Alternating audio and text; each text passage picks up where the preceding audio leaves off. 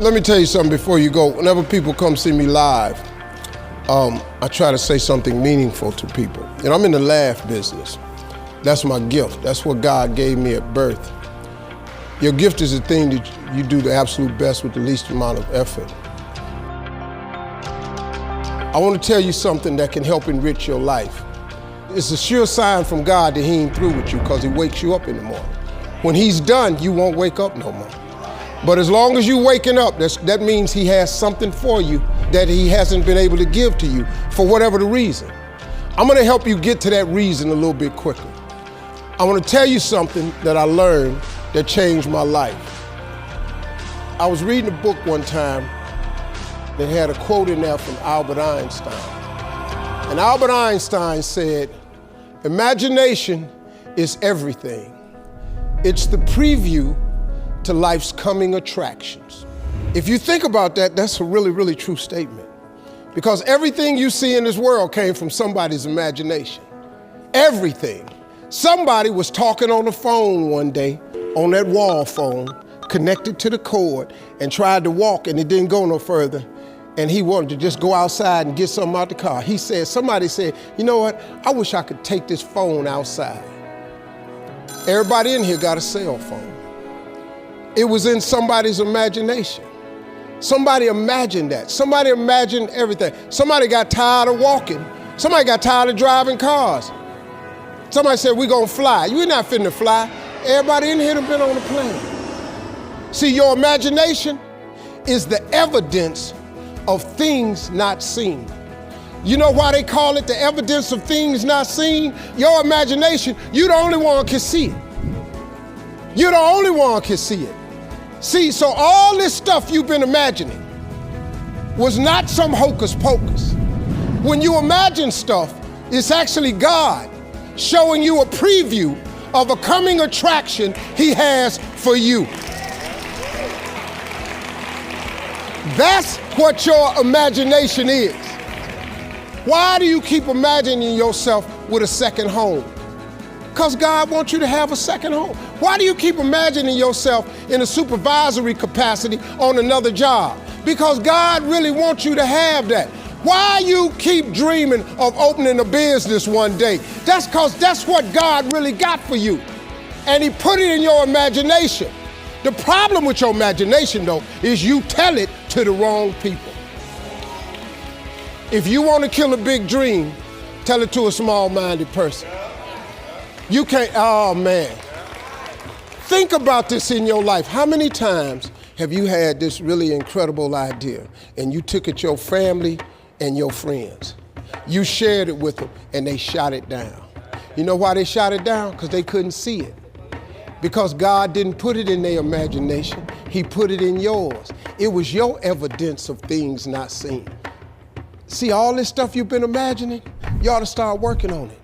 Because that's what God really got for you. Your real life is in your imagination. I'm here to tell you that. You think I'm here by accident? I'm here because He put this in my imagination when I was 10. When I was 10, He showed me I was going to be on TV. That's all I ever wanted. The assignment when I was in the 6th grade was everybody write their name on a piece of paper and write what you want to be. You know what I wrote on my paper? I want to be on TV. Now, the problem I had, though, was I used to suffer with a serious stuttering problem. I couldn't talk outside my house. I stuttered for years. I flunked out of school. I'm on my 3rd marriage. I lost everything I ever owned twice. I've been homeless and lived in a car for 3 years. But at 10, though, I wrote on a piece of paper, I want to be on TV. So the teacher went around the room and read everybody's paper. Had you stand up when she called your name, and the only assignment was your name and what you want to be. Doctor, lawyer, dentist, basketball player, football player. I wrote I want to be on TV. She saved me for last. She said, "Little Stevie, come to the front." Now I'm thinking, I'm going to the front because I got the best answer. Because ain't nobody had put that on their paper. She called me to the front. I'm thinking I'm finna give me a gold star, but I was wrong about that. She called me to the front to humiliate me. First of all, you know I can't talk.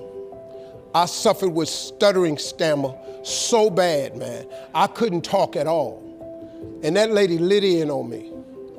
Why did you write this on your paper? Now I'm standing there, I can't talk. Who in this school ever been on TV? Who in your family ever been on TV? Who in this neighborhood ever been on TV? I'm crushing, man. I'm standing there dying. She said, look at you standing there. You can't even talk. How they gonna put somebody like you on TV? So every Christmas, I send her a flat screen TV. Because I don't want her to miss me. I do not want her to miss not an episode of me. Because I wanted her to see what God had done for me. The fact that you couldn't see it, it wasn't for you to see. He put it in my imagination. But after 3 years of homelessness, losing everything I ever owned twice, suffering through flunking out of school, go home and cut your TV on. That little boy with the stuttering problem, he all over that TV. You can't cut your TV on. You can't cut your TV on not now day of the week and you don't see that little boy. That little boy with the stuttering problem is all over that TV because God put it in my imagination. All I did was hang on to that thought. I just kept hoping. I just kept hoping that what I had wrote on the paper would come true. A lot of times it wasn't about no faith. I didn't believe it sometimes. When you homeless and living in a car, how you see yourself as a TV star? But I just kept hanging on there. Because my mama was a Sunday school teacher. I kept hearing her say, God,